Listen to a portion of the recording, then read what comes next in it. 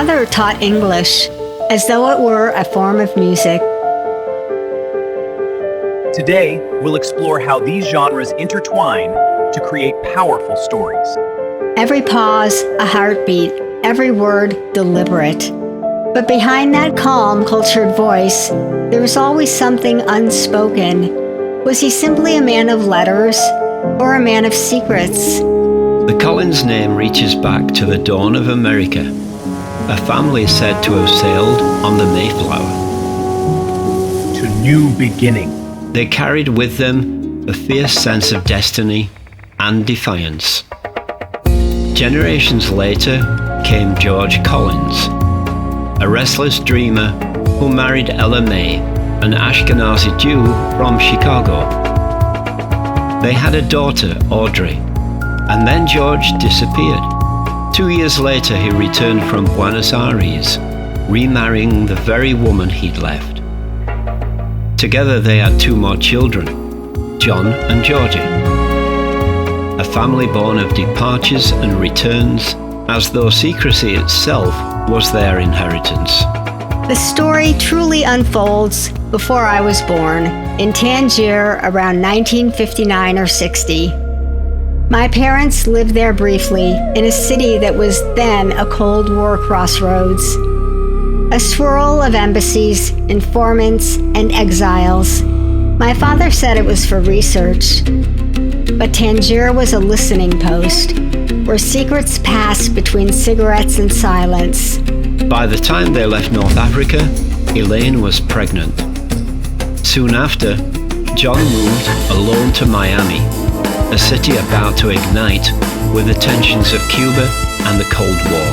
He arrived in Miami around 1959 and told my mother she and the baby shouldn't follow. It isn't safe. For years he lived there alone. Then came the trips, Cuba, Guatemala, each cloaked in explanations that never felt real.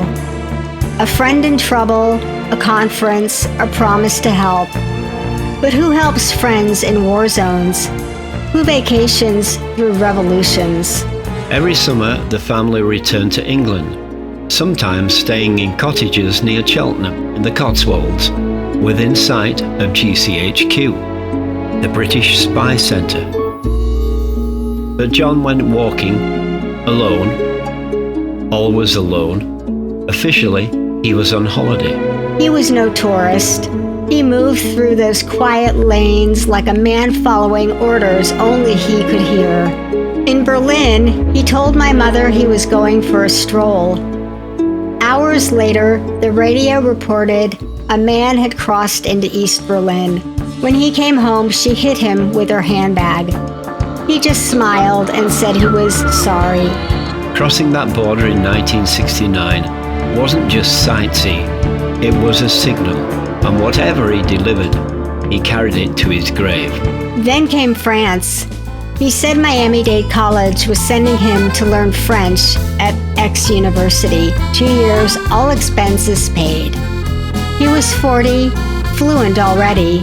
The college covered everything: travel, housing, tuition. It made no sense, unless learning French meant something else. By 1981, he retired, quietly, suddenly, as if closing a book mid-sentence. Barely 50, too young to stop working, yet secure enough never to start again. Where did the money come from? No one ever asked, because no one ever dared. He lived simply, yet comfortably, ran marathons, read voraciously, moved through life with the serenity of someone who'd already survived the storm. He never re-emerged into public life because he didn't need to. He had become his own silence. Maybe retirement was his cover. Maybe peace was the last operation. To live unnoticed, that was the perfect disguise. Then came kidney cancer. The doctors gave him 6 months. He lived 26 years. Later, Parkinson's arrived, but it never dulled his gaze. He'd sit by the window, eyes fixed on something beyond the glass, as though waiting for orders that never came. Perhaps he hadn't survived despite something. Perhaps he survived because of something. Was my father a spy, a scholar in the shadows, or just a man who knew more than he could ever tell? I'll never know. But if you recognize his name, John Collins, born 1931, an American professor who traveled the Cold War's hidden map, we're still listening.